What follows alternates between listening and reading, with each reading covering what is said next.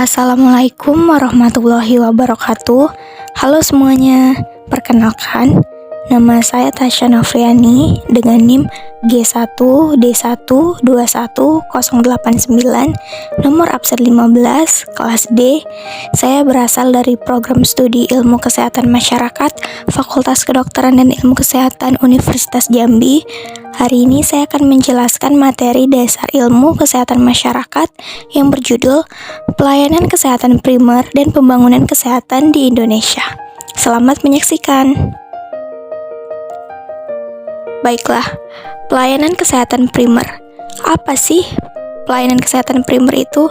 Nah, pelayanan kesehatan perorangan primer adalah pelayanan kesehatan di mana terjadi kontak pertama secara perorangan sebagai proses awal pelayanan kesehatan.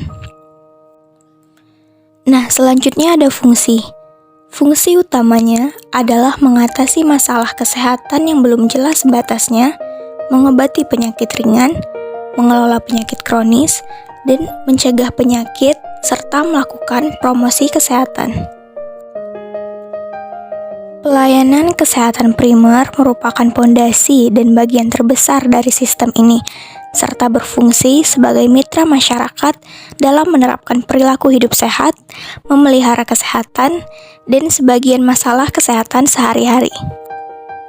Adapun prinsip pelayanan kesehatan primer atau PHC, yang pertama, pemerataan upaya kesehatan, yang kedua, penekanan pada upaya preventif, yang ketiga, menggunakan teknologi tepat guna, yang keempat, melibatkan peran serta masyarakat, serta yang kelima, melibatkan kerjasama LS. Kemudian selanjutnya, program-program pelayanan kesehatan primer. Yang pertama itu ada kesehatan ibu dan anak, ada penanganan penyakit tidak menular atau PTM, ada advokasi kebijakan masyarakat, serta kesehatan lingkungan dan sanitasi. Kemudian, saya akan menjelaskan tentang pembangunan kesehatan di Indonesia. Yang pertama, ada pengertian. Apa sih pengertiannya? Nah, pembangunan kesehatan adalah bagian dari pembangunan nasional yang bertujuan meningkatkan kesadaran, kemauan dan kemampuan hidup sehat bagi setiap orang agar terwujud derajat kesehatan masyarakat yang setinggi-tingginya sebagai investasi bagi pembangunan sumber daya manusia yang produktif secara sosial dan ekonomis. Selanjutnya ada prinsip dasar pembangunan kesehatan. Prinsip dasar pembangunan kesehatan pada hakikatnya adalah nilai kebenaran dan normal atau aturan pokok yang bersumber dari filsafat dan budaya bangsa Indonesia sebagai landasan untuk berpikir dan bertindak dalam pembangunan kesehatan. Prinsip dasar tersebut meliputi yang pertama, peri kemanusiaan, kedua, adil dan merata, yang ketiga, pemberdayaan dan kemandirian, serta yang kelima itu pengutamaan manfaat. Kemudian ada kondisi kesehatan di Indonesia. Sehat merupakan hak asasi setiap warga negara yang diatur dalam Konstitusi Indonesia. Tidak hanya sebagai hak, sehat menjadi kewajiban negara karena sejatinya komponen tersebut merupakan investasi penting bagi suatu bangsa. Rakyat yang sehat bukan hanya sehat fisik, melainkan juga sehat secara mental, sehat dalam pergaulan sosial, dan tak lepas dari pembinaan aspek spiritualnya. Kini rakyat Indonesia mengalami 4 transisi masalah kesehatan yang memberikan dampak double burden alias beban ganda.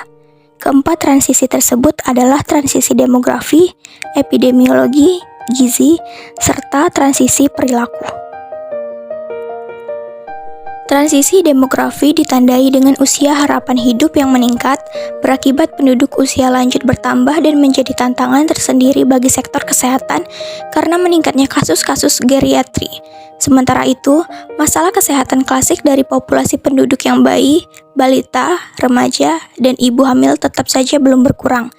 Yang kedua, transisi epidemiologi datang dengan 2 kelompok kasus penyakit, yaitu penyakit menular dan penyakit tidak menular.